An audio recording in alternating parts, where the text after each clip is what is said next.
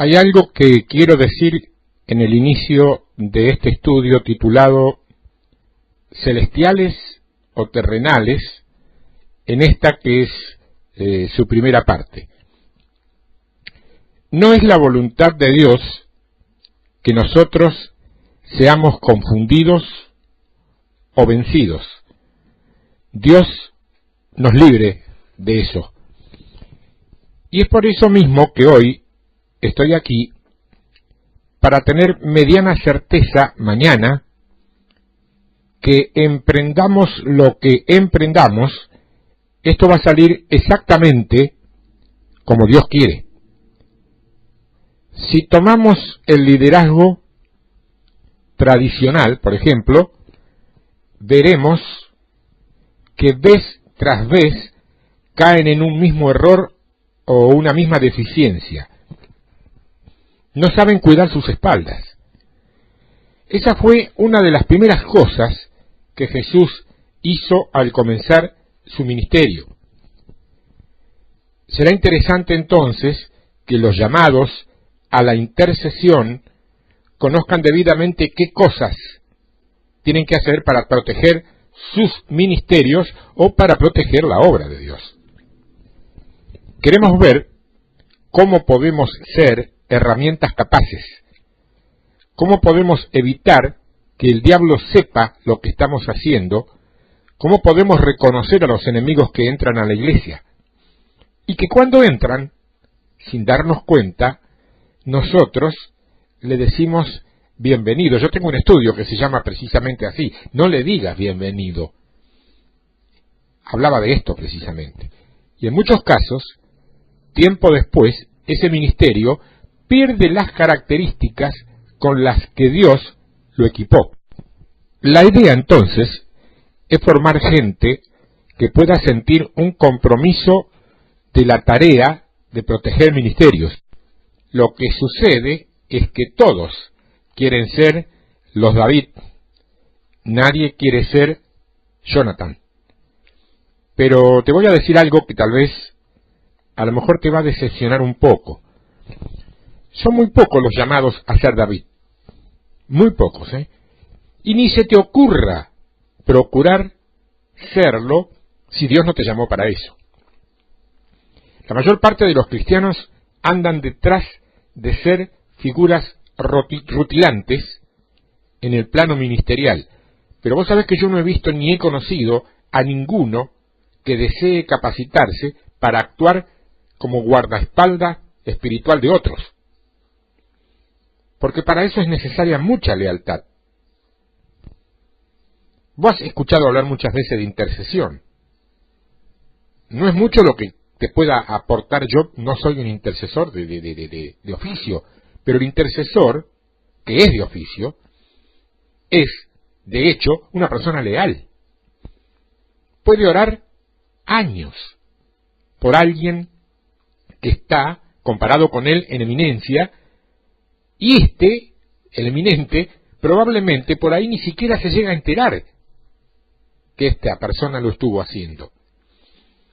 Te digo más, estoy convencido que un intercesor pertenece a un área de personas de las consideradas más sufridas del cuerpo, porque sus posiciones nunca son visibles, nunca están en el frente, nunca toman el micrófono, pero es gente a la cual Dios de pronto por allí levanta de madrugada para orar por otra gente que quizás nunca ni siquiera le va a decir muchas gracias. Yo quiero que entiendas algo muy importante. El precio ya fue pagado. Se llama Jesús. O sea que nosotros podemos entrar al terreno de la intercesión con la absoluta certeza de que vamos a salir exactamente en las mismas condiciones que entramos. Y estoy hablando de intercesión porque de alguna manera está relacionado con lo que es el eje o el ejido central de este trabajo. Si surgen problemas, normalmente va a ser por falta de un protocolo correcto o por fallas logísticas, por fallas logísticas. Por eso vamos a hablar de las dos cosas. No obstante, lo primero que quiero comentarte es algo que en muchas ocasiones ha sido motivo de charla, de conversación, entre gente de ministerios importantes, y tiene que ver con cierta certeza que puedan tener las fuerzas de las tinieblas con respecto a algo determinado. O sea, ¿cómo es que las tinieblas son tan certeras? Yo creo que deberían recordar una palabra que Jesús habló y que decía que la diferencia entre los hijos de luz y los hijos de las tinieblas radicaba en que los hijos de las tinieblas conocían muy bien las tinieblas y las entendían, pero los hijos de luz no conocen la luz y no la entienden. Bueno, a partir de eso, y a pesar que nosotros siempre deberíamos destacarnos y ganar, pasa que perdemos. ¿Por qué? Porque ignoramos la esencia de la luz y cómo opera el reino de la luz.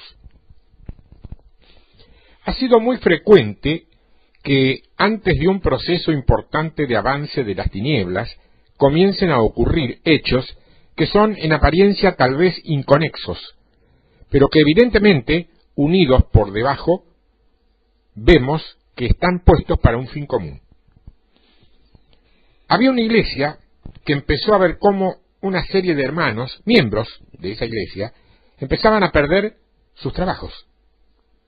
Es decir, que la gente que sostenía ese ministerio, o sea, los diezmadores más fuertes de ese lugar, empezaron a perder uno por uno sus trabajos. ¿Qué te digo? En el lapso de 4 o 5 meses, dicen los que cuentan este episodio, en el lapso de 4 o 5 meses ya ni siquiera pudieron pagar el alquiler del salón donde estaban. Ninguno de los líderes supuso que eso podía tratarse de algo más que un simple juego de casualidades, que podían producirse en el marco de una época económicamente difícil como la que normalmente atraviesan casi todos los países latinoamericanos. Ahora, lo llamativo y curioso es que nadie pensó que la casualidad no es un patrimonio precisamente del mundo espiritual, que siempre hay otras cosas que se mueven dentro de ese mundo que no se le pueden adjudicar a la casualidad. Claro, por comodidad o por inexperiencia, el caso es que nadie acertó a pensar que todo eso que estaba pasando estaba unido con un fin predeterminado. Dice que llegó el momento en que ya no pudieron pagar más el alquiler. Tuvieron que devolverle el salón al dueño, al propietario, y tuvieron que ir a reunirse en una casa de familia que era un poquito más grande que la de los demás. Mucha fue la gente que se fue de esa congregación. La gente que quedaba les reclamaba a los líderes que abandonaran sus visiones de guerra, sus toma de regiones, y que se volvieran a sus antiguas rutinas de cultos domingueros con preeminencia normal y tradicional y clásica evangelística.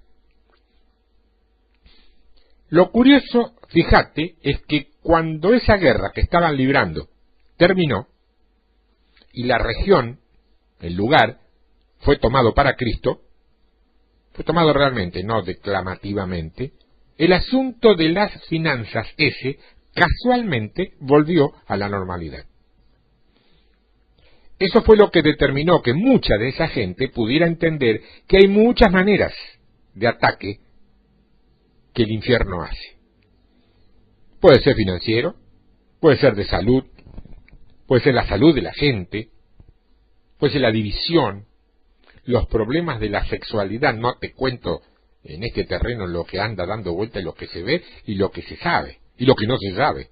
Bueno, todos esos ataques hay que decir que vienen de parte del mismo enemigo, pero que utiliza distintas puertas para ingresar.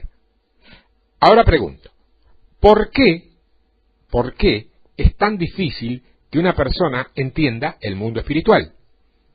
La respuesta es sencilla, porque hemos sido entrenados en una doctrina que le da muy poca apertura al espíritu.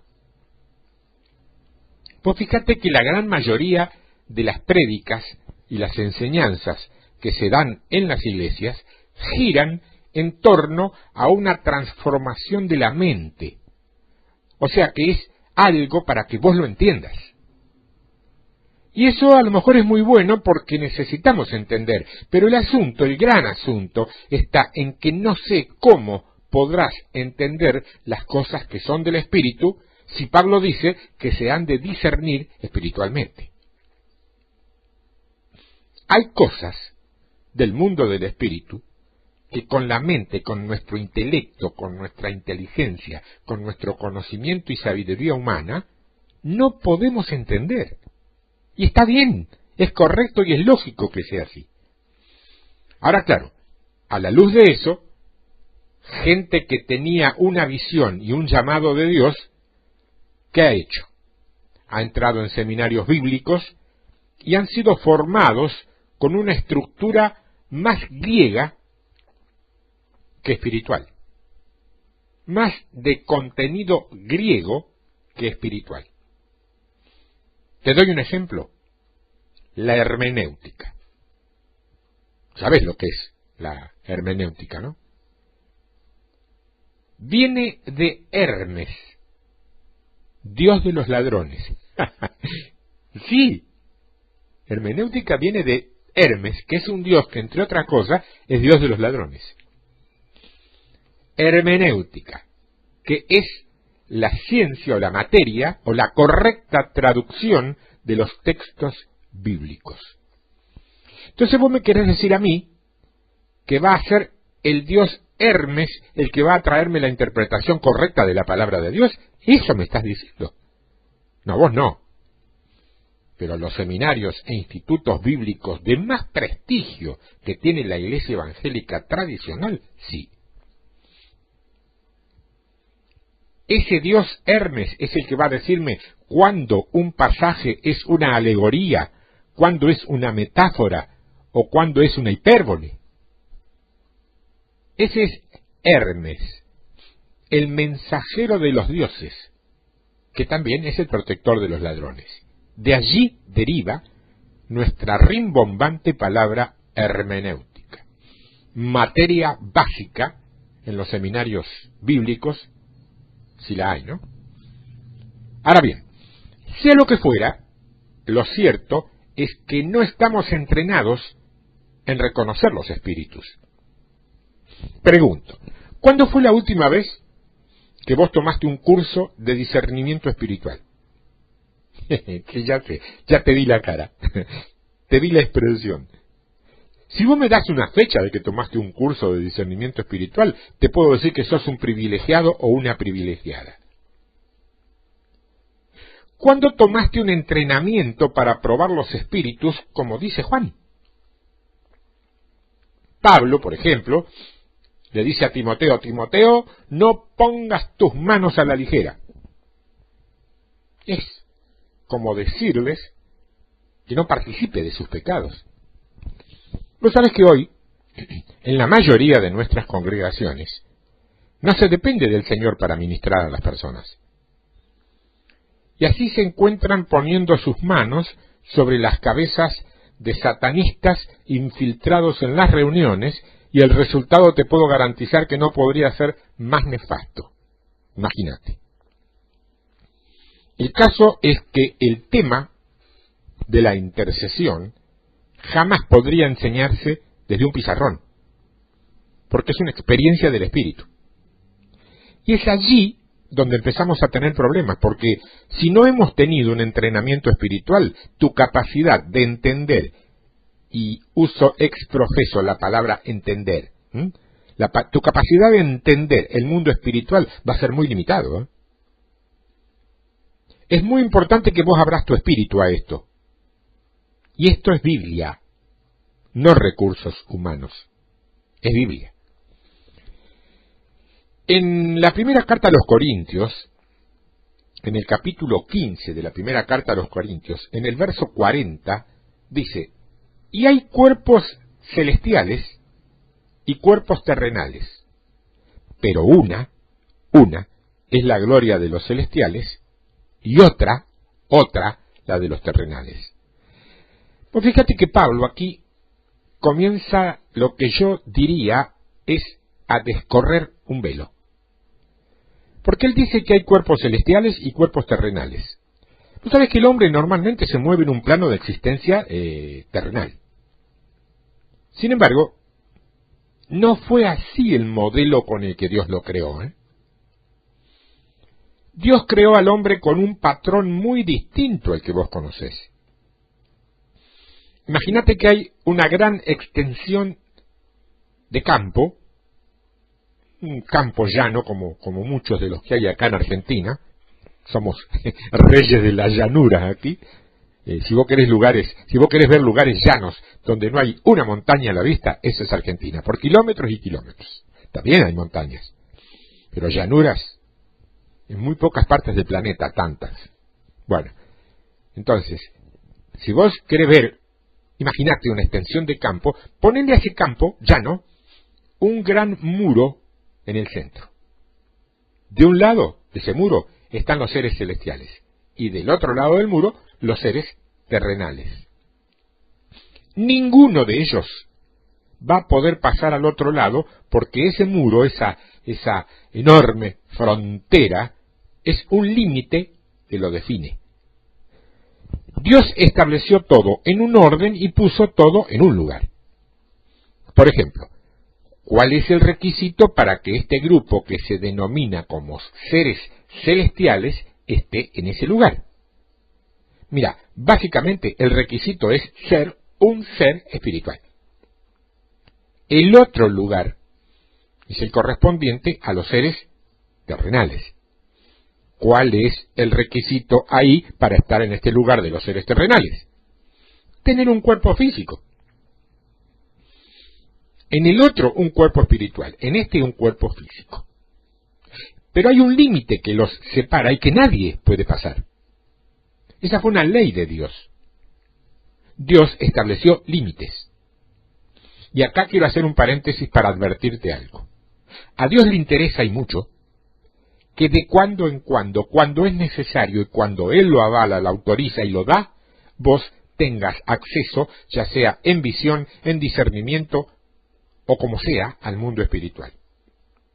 Ahora, cuidado con vivir permanentemente viendo el mundo espiritual, porque ese no es el diseño de Dios.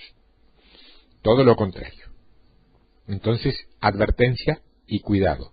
Vos sabés muy bien que el diablo, cuando no te puede frenar más, se da vuelta, se pone a tus espaldas, te empuja y te hace pasar de vueltas. Son técnicas viejas, pero todavía no dan resultado.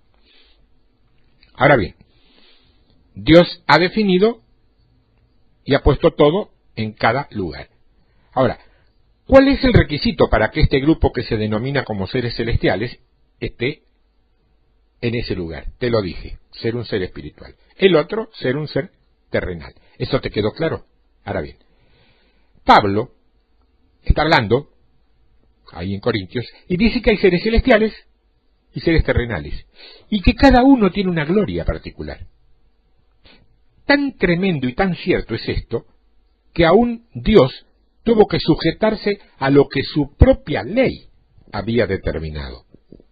Fíjate lo que leemos en la carta a los Hebreos, en el capítulo 10 y en el verso 5, en la versión tradicional, dice: por lo cual, entrando en el mundo, dice, sacrificio y ofrenda no quisiste, mas me preparaste cuerpo.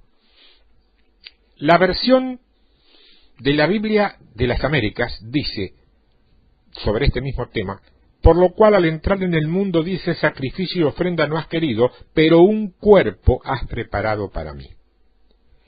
Y la NBI, la nueva versión internacional, la que se promociona como traducida directamente desde los originales al español, sin pasar por el inglés, dice: por eso, al entrar en el mundo, Cristo dijo: a ti no te complacen sacrificios ni ofrendas. En su lugar, me preparaste un cuerpo. ¿De qué está hablando aquí Jesús? ¿De qué está hablando? Porque la palabra dice: Dios es espíritu. ¿No es así? ¿Qué es Dios entonces? Es espíritu. Ahora, entonces, Dios está limitado a este lugar, que es el de los seres celestiales, porque Él es espíritu. Para poder llegar a este otro lugar, el de los seres terrenales, y aún siendo Él Dios, Él necesitó que se le hiciera un cuerpo. Porque el Dios del Antiguo Testamento no tenía cuerpo. Nunca había participado de una simiente, el Dios del Antiguo Testamento.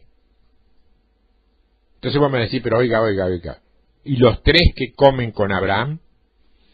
Obviamente él puede manifestarse como un ángel y puede hacerse visible si quiere, pero eso es muy diferente a tener una naturaleza humana dentro suyo. Dios puede hacer lo que sea, pero para tener una naturaleza humana tiene que nacer como humano, que fue lo que hizo Jesús. Él no tenía naturaleza humana. Dios es espíritu. Me pregunto si estás ahí todavía. Si estás ahí, te sugiero, te pido, abrí tu espíritu.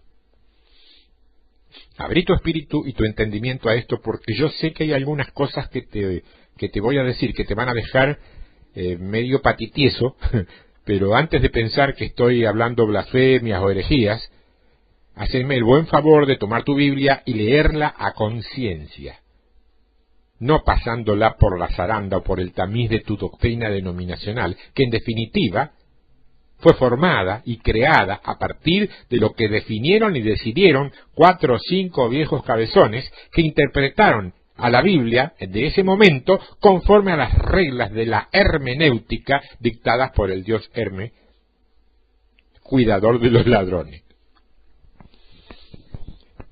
En Juan capítulo 1 verso 12 dice que Él tabernaculizó, así dice. Y esta expresión significa que puso su tabernáculo en medio de nosotros, hablando de tabernáculo como cuerpo, ¿no? Pablo dice: gemimos en este tabernáculo terrenal. O sea, lo que está diciendo allí Jesús es: yo quiero entrar al mundo natural, pero para entrar al mundo natural necesito un cuerpo. Entonces Dios le hizo un cuerpo.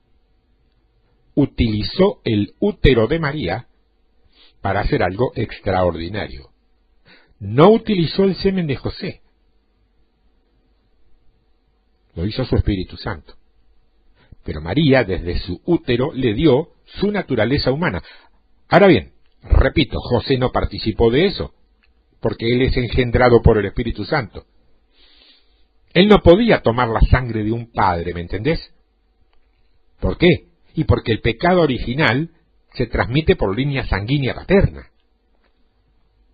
Por lo tanto, si José hubiera intervenido, Jesús hubiera nacido con pecado, tal como los descendientes de Adán hemos nacido. Pero no intervino José, intervino el Espíritu Santo.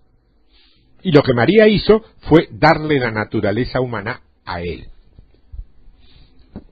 Entonces, yo no sé si a vos también te pasa, pero vos tomás el Antiguo y el Nuevo Testamento y hay una diferencia sustancial. Porque parecería que, leyendo con cierta atención, parecería que son dos dioses distintos. Porque en el Antiguo Testamento vos vas a ver que hay una mayor rigidez. Vas a ver que las cosas son más inflexibles. Pan, pan, vino, vino. No hay tutía, no hay forma de... Pero en el Nuevo Testamento dice que porque tenemos un sumo sacerdote que puede compadecerse de nuestras debilidades, las cosas pueden modificarse. ¿Por qué? Porque fue tentado en todo. Cuando Jesús recibe el cuerpo humano, Él tiene derecho a afectar lo natural. ¿Por qué? Y porque está establecido que los hombres mueran una sola vez y después el juicio. Él muere porque era hombre. La victoria de Cristo no tenía que ser en el plano de la divinidad. porque Dios no tiene ningún problema con el pecado. Dios no. El que tiene problema con el pecado es el hombre.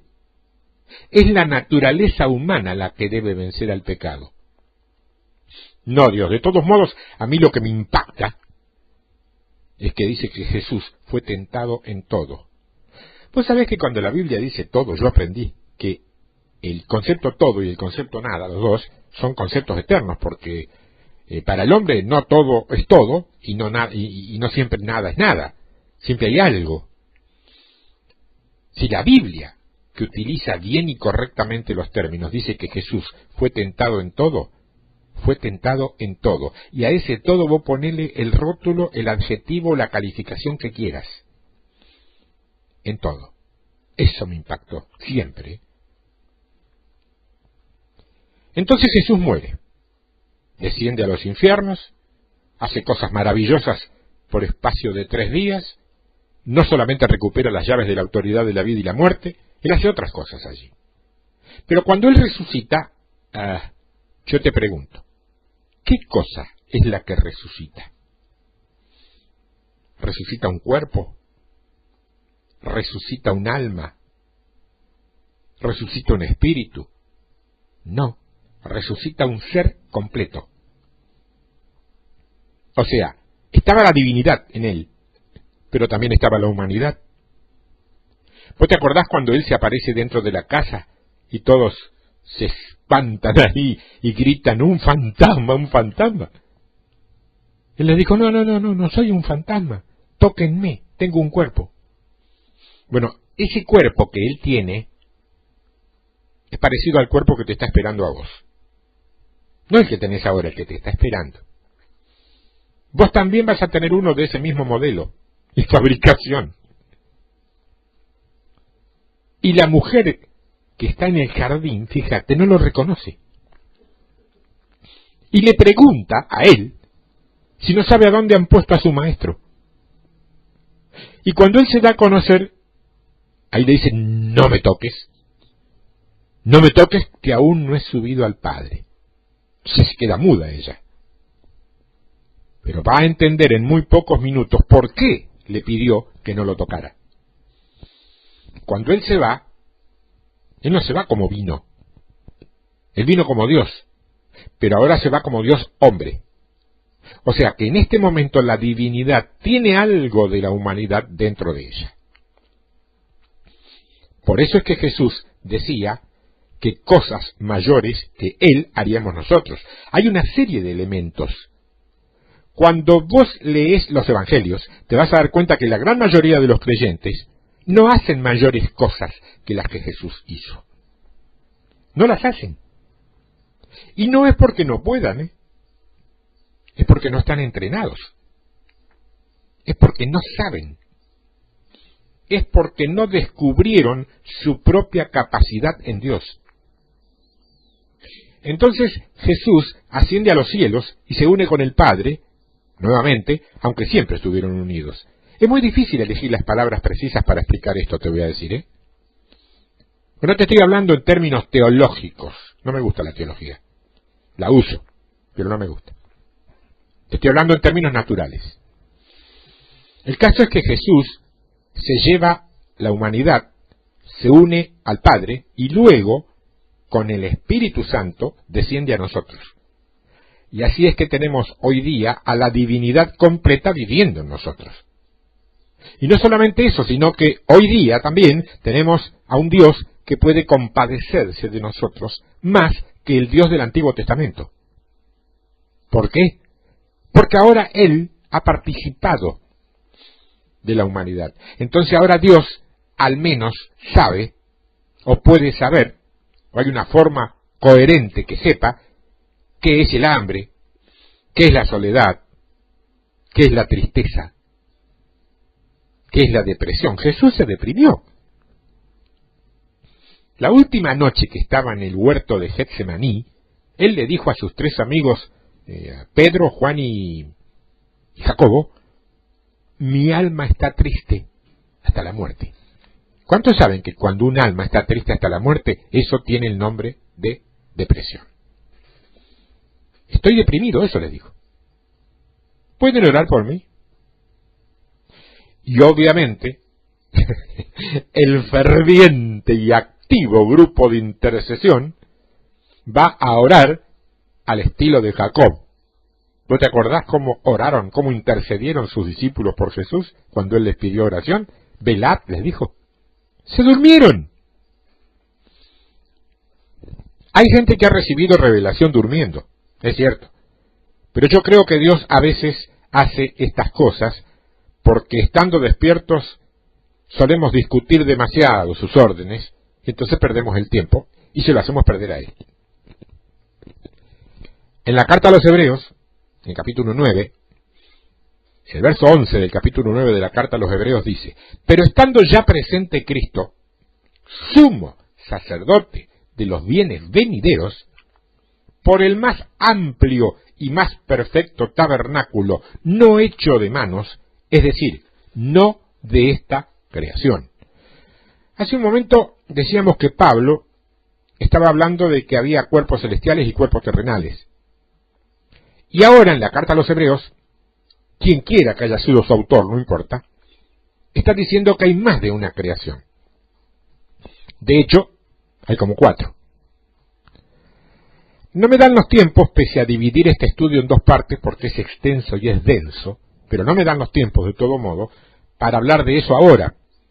Lo que pasa es que yo arranco un tema y por ahí me voy de paso por otro, y me encantaría poder explicarte todo, pero entonces haría una ensalada.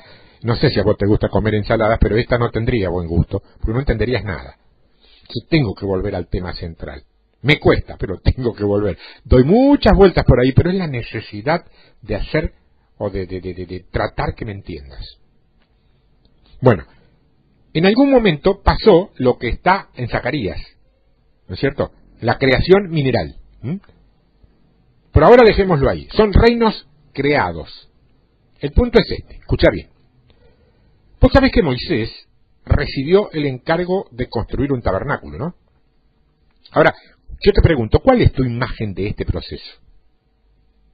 Moisés es llamado por Dios al monte, está con Dios por espacio de 40 días allí, y en ese lapso, en ese tiempo, Dios le confiere el plano de lo que será su casa, porque el hombre quería hacer una casa para Dios. Entonces Dios dijo, bueno, ustedes me quieren hacer una casa, la van a hacer, pero yo los planos te los voy a dar yo, no me van a hacer cualquier tontería. Ya que van a hacer algo que no les pido, al menos háganlo como les ordeno. ¿Cómo habrá sido esto? Te voy a mostrar lo que dice la palabra. Libro de Éxodo, capítulo 26, verso 30. Éxodo 26, 30. Versión Reina Valera. Y alzarás el tabernáculo conforme al modelo que te fue mostrado en el monte. Nueva versión internacional. Erige el santuario ciñéndote al modelo que se te mostró en el monte. Versión Biblia 95. Así construirás la morada conforme al modelo que se te ha mostrado en el monte. ¿Estás entendiendo? ¿Estás entendiendo? Moisés subió y Dios le mostró un modelo. ¿Cuál modelo? Ya existía un tabernáculo. ¿Pero a dónde? En los cielos. ¿Qué crees que vio Ezequiel en el capítulo 1? Ahora bien, ese tabernáculo celestial era muy parecido al terrenal que Moisés hizo. Más que explicarle Dios a Moisés cómo tenía que construirlo, él le mostró. Te digo, yo me juego a que Moisés no solamente vio, sino que incluso hasta caminó dentro de ese tabernáculo celestial. Lo vio, lo recibió en su espíritu, él lo vio. Si todo hubiera sido una alucinación o palabras, Dios nunca le hubiera dicho que lo construyera conforme al modelo que le había sido mostrado. Ahora bien, entende eso. A partir del verso anterior, lo que dice en Hebreos es esto, mira. Así como cuando Jesús agoniza, Él está colgado en la cruz y son cerca de las 3 de la tarde y dice, consumado es. Y después muere. Y el velo del templo se rasga. Dice que pasan 3 cosas en ese momento. Se oscurecen los cielos, se produce un terremoto en el inframundo tan fuerte que se abren muchas tumbas y sepulcros de santos que se habían dormido antes. Y tercero, el velo del templo se rasga. Fíjate que están pasando tres cosas distintas en tres planos distintos. En lo celestial, oscuridad.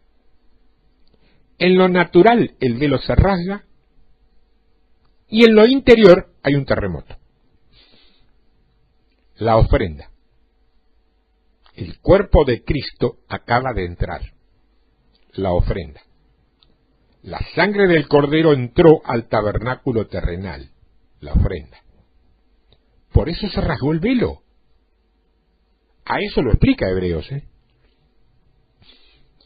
Hebreos es la carta que más claramente te hace entender lo natural y lo espiritual.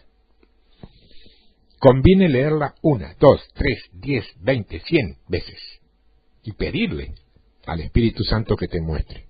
Hay muchísimo más de lo que hemos entendido en la carta a los Hebreos. Ahora, no es la presentación de la sangre, no es como la de los machos cabríos, ni de la becerra sana, es con su propia sangre lo hace Jesús. Una sola vez y para siempre, dice, para perfeccionar a los santificados. Vos te acordás de esto, ¿no? Jesús resucita y el punto es este. Así como el tabernáculo natural fue abierto, la ofrenda fue puesta. Tenía que ser lo mismo en el tabernáculo celestial. Entonces se le aparece María. María lo quiere tocar. Y él le dice, no me toques. No, aún no subí al Padre. Debo ir al tabernáculo, tengo que entrar al tabernáculo, presentar mi sangre y después sí vuelvo. Debo hacerlo en la tierra y en los cielos. Esa será la única forma en que esto tenga validez.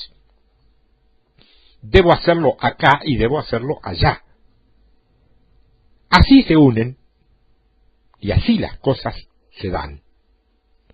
Por eso dice en Hebreos capítulo 9, verso 11, pero estando ya presente Cristo, sumo sacerdote de los bienes venideros, por el más amplio y más perfecto tabernáculo, no hecho de manos, es decir, no de esta creación.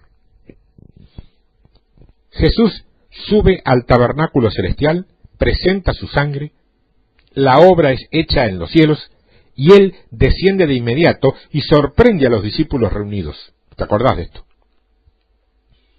Todo esto nos está mostrando la base de lo que luego será el proceso que estábamos hablando al principio, lo que es la intercesión.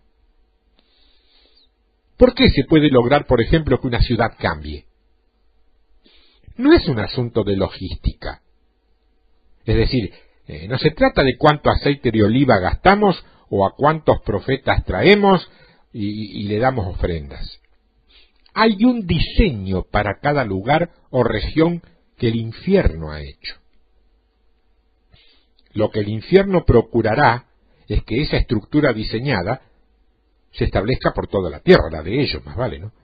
Claro, Dios también tiene un diseño para cada región. Un diseño que tiene que ver con su propósito y su voluntad. El asunto es que cuando un grupo de hombres se pone a trabajar para diseñar su lugar de residencia, ese trabajo tiene que coincidir con el plan de Dios al respecto. De otro modo, no será nada, ni lo uno ni lo otro. ¿Te suena conocido esto? ¿No es algo que vos ves más o menos cerca tuyo, en algún lugar de tu ciudad?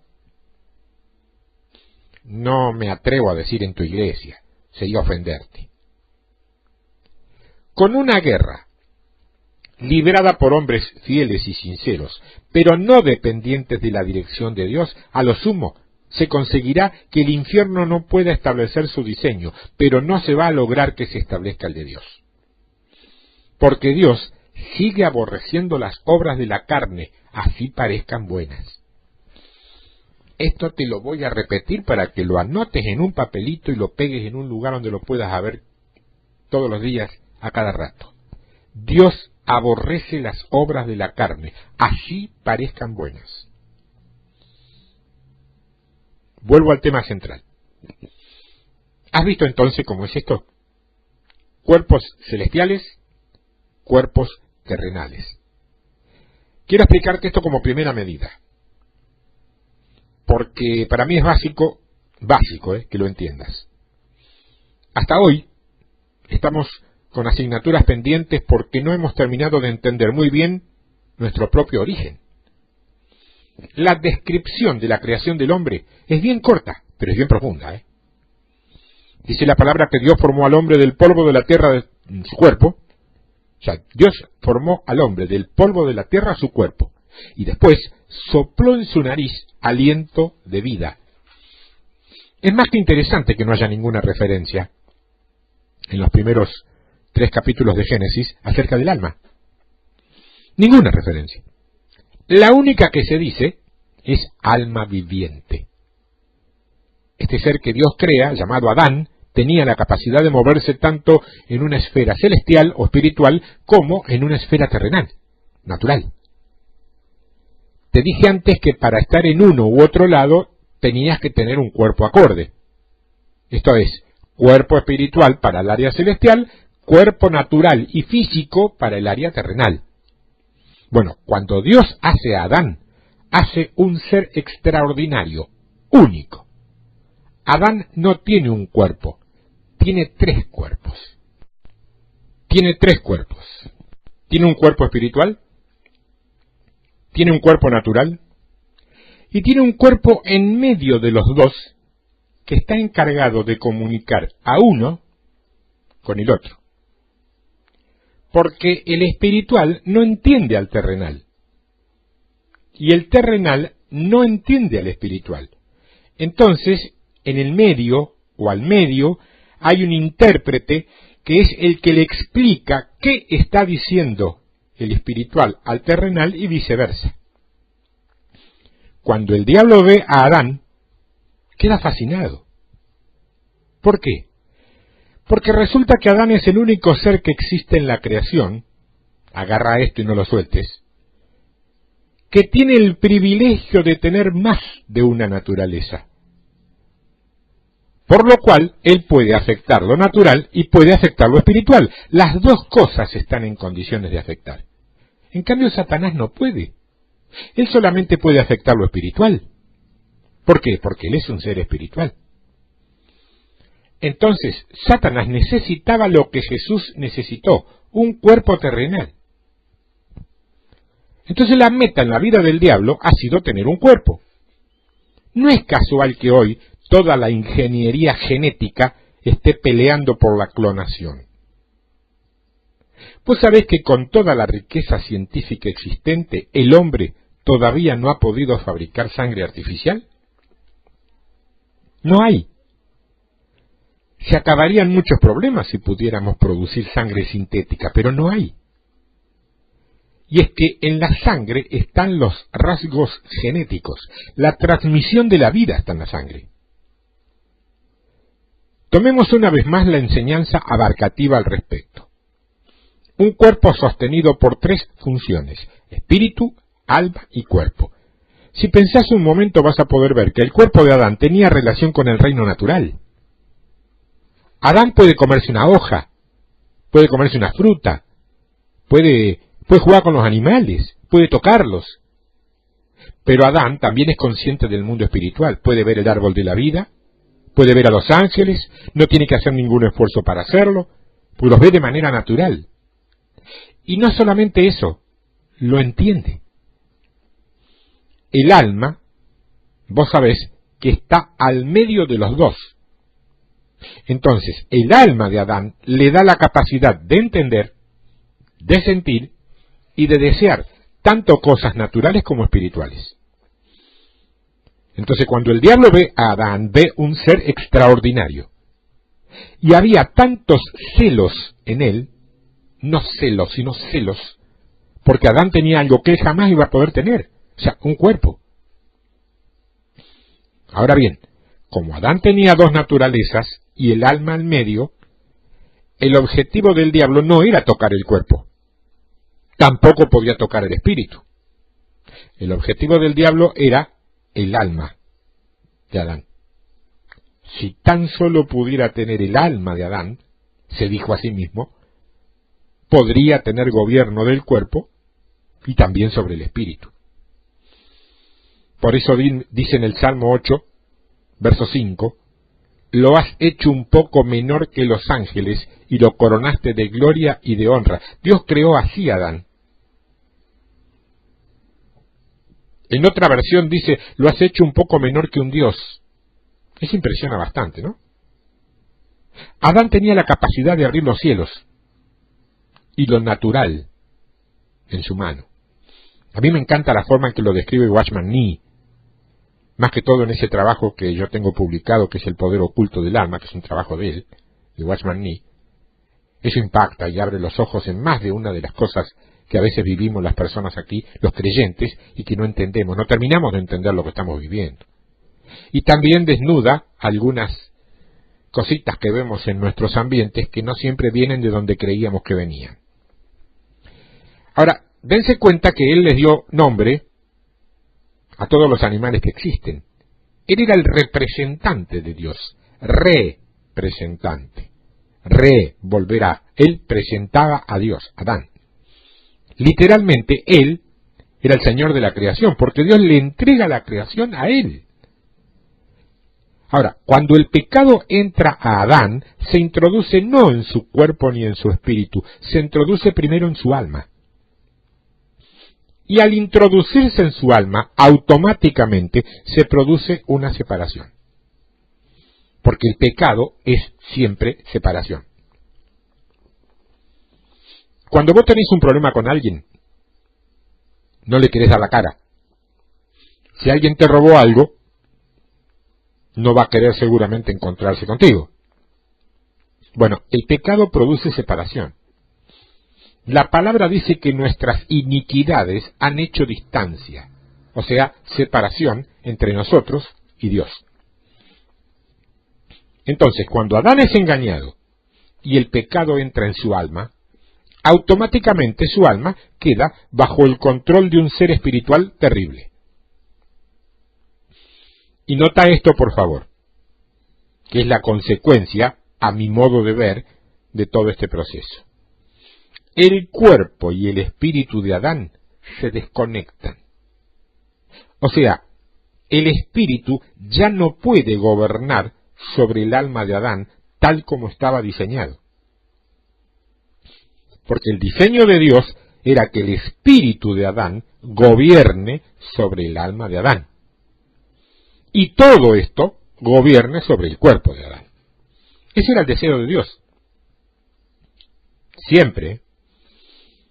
Y cuando venimos a Cristo, ese es el camino de regreso a casa. Ejemplo, el espíritu le dice al alma, decile al cuerpo que descanse. ¿Qué hace un alma sometida al espíritu? Obedece, va y le dice al cuerpo que descanse. Y el cuerpo obedece y descansa. Y entonces, ¿qué hace? Sana sus dolencias. Pero un alma sometida al diablo, ¿qué hará? Se dará vuelta y le dirá al cuerpo, trabaja más. Con lo hecho no es suficiente. Y el cuerpo obedecerá. Y a corto o mediano plazo sufrirá graves consecuencias físicas y psicológicas. Por eso, ¿te das cuenta? Torció el mensaje. De tal manera que Adán, al pasar los años, y esto fue triste, vio empeorar su condición para terminar cayendo en un tremendo cautiverio. No es simplemente porque él haya tenido que morir, porque su cuerpo pagó esas consecuencias, sino que básicamente su alma, que era el botín que el diablo tenía, fue lo que él utilizó para gobernar toda la creación. Cuando Adán peca, le entrega todo el gobierno de la creación a Lucero. Cuando Jesús vuelve, o viene, él es tomado por el Espíritu y dice que el diablo lo tienta. ¿Te acordás? Por espacio de 40 días. Y una de las tentaciones que el diablo le da a Jesús es, te entregaré todos los reinos de la tierra porque a mí me han sido dados. ¿No sabes que nosotros tuvimos un concepto como que Dios dirige todo? Siempre tuvimos ese concepto. Pero date cuenta lo que el diablo está diciendo ahí. A Jesús se le está diciendo. Y Jesús no le dice mentiroso, ¿eh? No dice que eso no es verdad y que es su padre el que gobierna. En realidad el trabajo no ha sido tan así.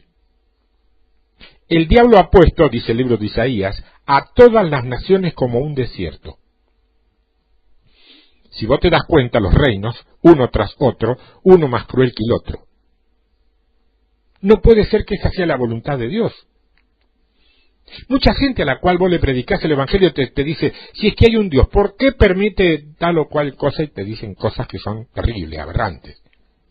Ese es el argumento de siempre.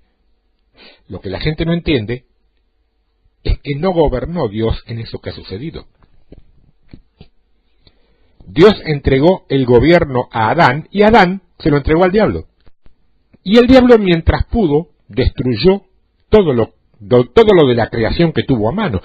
Entonces vino Jesús y recuperó la autoridad a través de su muerte en la cruz. Y entregó la autoridad otra vez a la iglesia. Dijo: toda potestad me es dada en los cielos y en la tierra, por tanto, id y haced discípulos a las naciones. O sea, Jesús le entregó la autoridad a la iglesia. Buen momento para preguntarnos, no yo preguntarte a vos porque vos tenés la misma respuesta que yo o no la tenés, para preguntarnos a nosotros mismos, ¿qué hizo la iglesia con esa autoridad? O sea, la autoridad ha vuelto a las manos del hombre, pero ya no del hombre caído, sino del hombre redimido. Jesús le entregó la autoridad a la iglesia. Ahora, ¿por qué se la da otra vez al hombre?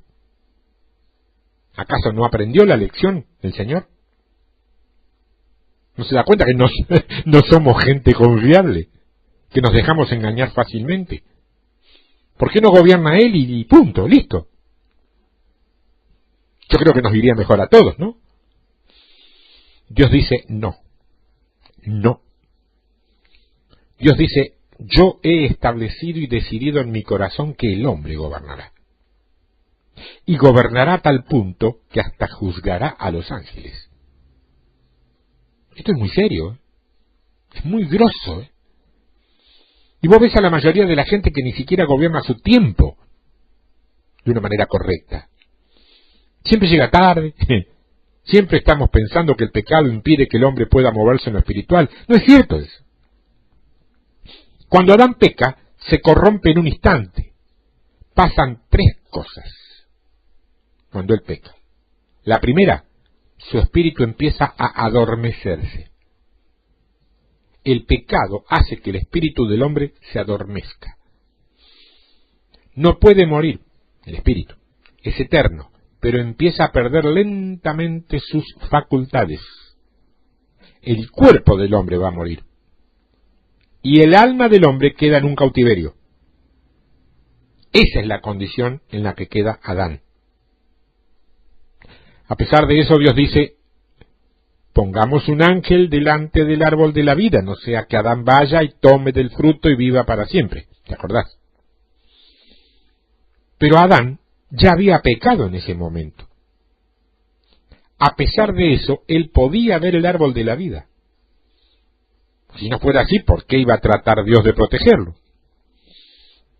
Cuando vos recorres los libros de la Biblia, lees Génesis y ves cómo Abraham se movía con los ángeles, Jacob, cómo llega y ve el campamento de Dios, no podés menos que pensar: che, estos seres, estos hombres caídos que nacieron en pecado, quiero decir, la simiente de pecado que estaba en ellos, aún tenían facultades activas que les ayudaba y les permitía ver el mundo espiritual, y de ese modo entender lo que les pasaba.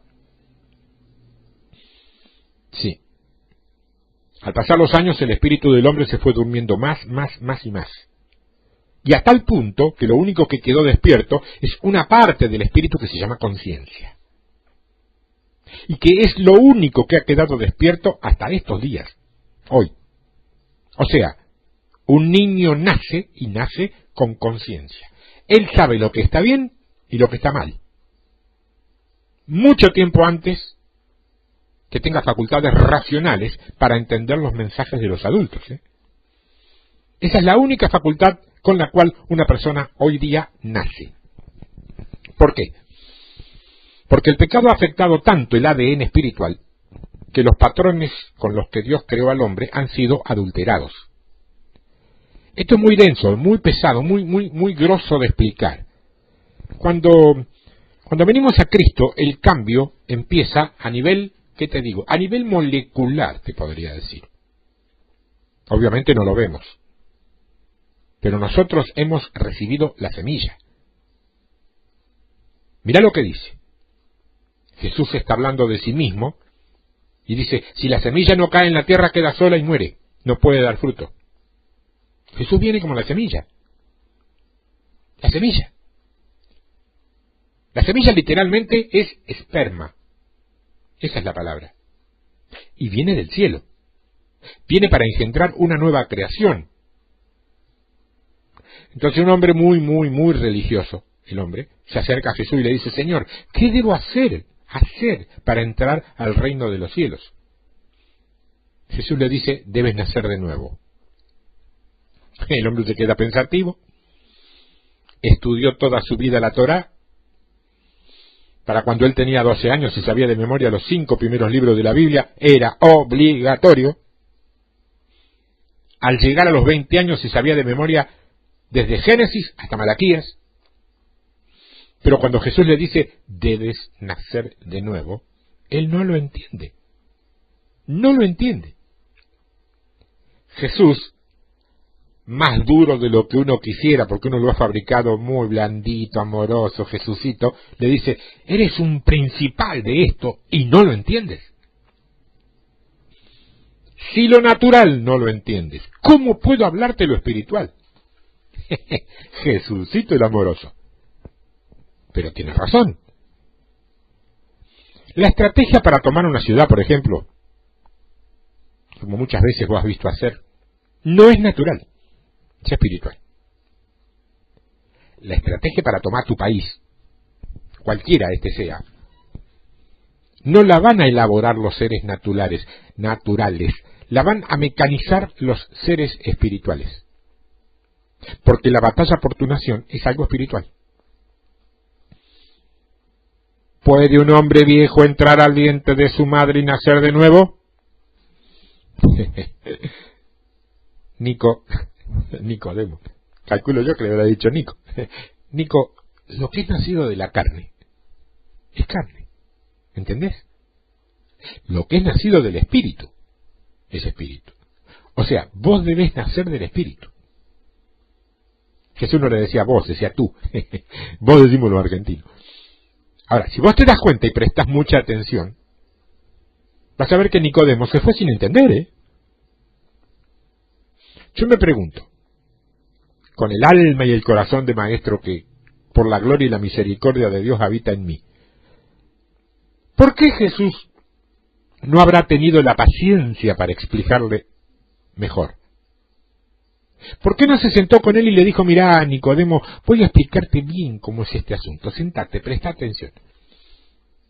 Pues sabes que no es la primera vez que me toca ver cómo Jesús no era precisamente y evidentemente demasiado paciente con los religiosos. A mí me da la impresión incluso que casi era una molestia para él hablar con ellos. ¿Por qué? ¿Por qué te parece a vos? ¿Por qué te parece que puede ser eso? Simple, porque ellos ya tienen una actitud, ya tienen una predisposición, ya tienen una posición tomada y opuesta para con lo que él les va a decir. Y lo que él busca son vasos dispuestos. O sea que lo que él quiere dar no está para discutirlo. Jesús no quiere convencerte, no quiere demostrártelo. Él solo quiere impartir una revelación, y si vos la agarrás, bien. Y si no, vos estabas en el lugar equivocado y yo no voy a gastar mi tiempo explicándotelo, sobre todo cuando vas a estar permanentemente buscando elementos en tu sabiduría humana para negarlo o rebatirlo. ¿Tenemos que ser imitadores de Cristo? Amén no te enojes con los maestros, con los que enseñan bajo estos preceptos. ¿Tenés oído? Gloria a Dios, oíste. No tenés oído, estás en la web equivocada escuchando al vaso equivocado. Entonces, tenés paciencia conmigo, Señor. No se trata de paciencia. Se trata de que yo conozco tu corazón y sé mejor que vos lo que hay en él. Por eso le dice a Nico, mira, si te explico lo natural y no lo entendés, ¿cómo vas a entender lo espiritual? ¿Cuál era el punto? ¿Cuál era el punto? Jesús, durante todo su ministerio, decía cosas así. Lo que veo hacer a mi Padre, eso hago. Lo que oigo decir a mi Padre, eso digo. No he hecho nada que no haya visto hacer a mi Padre. Ahora, ¿de qué estás hablando? ¿Cuándo lo veías? A mi Padre, todo el tiempo. Muéstranos entonces al Padre. ¿Vos notás el conflicto? Pobres discípulos, pobres muchachos. Con razón lo seguía un grupo tan chico, tan pequeño. Era terrible. No de malo, de autoridad plena. Ahora imagínate la escena. Vos, desde niño o de niña, has visto cómo tu padre sacrificaba el corderito para comer. Eso hacían los antiguos. Y cómo lo dejaban varias horas colgado hasta que no le quedara una sola gota de sangre. Te enseñaba a tu papá que vos no podías tomar nunca sangre porque eso le pertenecía al Señor. Entonces un día Jesús está hablando con sus discípulos y le dice, el que quiera seguirme tiene que tomar de mi sangre. Se quedan todos estupefactos. Y muchos discípulos dicen, este hombre está loco, es un hereje. ¿Cómo puede hablar en contra de la ley? Y se van. Se van. Y Pedro está ahí. Y los mira Jesús y les dice, ¿se quieren ir ustedes también? Escúchame, Señor, ¿por qué no te tomás unos minutos y le explicas? Este es un asunto espiritual. No estoy diciendo que me tienen que morder la yugular. Señor, ¿pero qué te cuesta? ¿Por qué no es un poquito más claro? ¿Por qué no bajar el nivel? Así te entendemos. Nunca te dijeron eso. Se están yendo, no te importan sus vidas. No te entienden, por eso se van. ¿Se habrá ido alguno hoy escuchando esto? No entienden. Dice que ese día se fueron muchos. No podrías explicárselo. Estás diciendo algo que los afecta mucho, por eso se van. Porque ellos desde niños fueron enseñados en otra cosa, distinta y opuesta a lo que vos les decís. Tu palabra decía eso. Y ahora venís a largarles tremenda bomba. Aclaráselos. Jesús se calla. Silencio estampa. ¿Por qué hace eso? Porque lo que él esperaba era que la gente reciba la revelación en su espíritu. Cuando él veía eso, lo elogiaba al momento. ¿O no le dijo a Pedro, bienaventurado Simón, hijo de Jonás, porque eso no te lo reveló carne y sangre, sino mi Padre que está en los cielos? ¿No le dijo eso? Voy a decirte algo para cerrar esta primera parte. El Espíritu Santo, pero te lo voy a decir de otra manera, ni siquiera era un requisito absoluto que el Espíritu Santo descienda en Hechos 2. Porque el Espíritu Santo ya operaba sobre la gente, pero solamente operaba sobre aquellos que estaban dispuestos a ser operados por él. Y Jesús veía eso, imagínate. Vos haces una pequeña reunión, o una tremenda reunión, con gente muy valiosa, según tu opinión, y lo llevas a Jesús. Él los mira y se va. Se va. Hablale, maestro, hablale. Vos no sabés lo importante que son estas personas, hablale 2 palabras aunque sea. Y él les dice, háblale vos. Y se va. Porque lo que él buscaba era la revelación. Te estoy hablando de Jesús. Te estoy hablando de su tiempo. Pero no es como si te estuviera hablando del hoy y de tu tiempo de hoy. Esto va a seguir en la semana que viene. Y se va a poner mucho más lindo, mucho más denso, mucho más profundo, pero mucho más aclaratorio. Y vas a terminar, en la semana que viene, con la segunda parte, teniendo al menos un poco más claro qué cosa es celestiales o terrenales. Mientras tanto, cualquier consulta, comentario o lo que sea, tiempodevictoria@hotmail.com o tiempodevictoria@yahoo.com.ar, que son mis correos. Por hoy, gracias.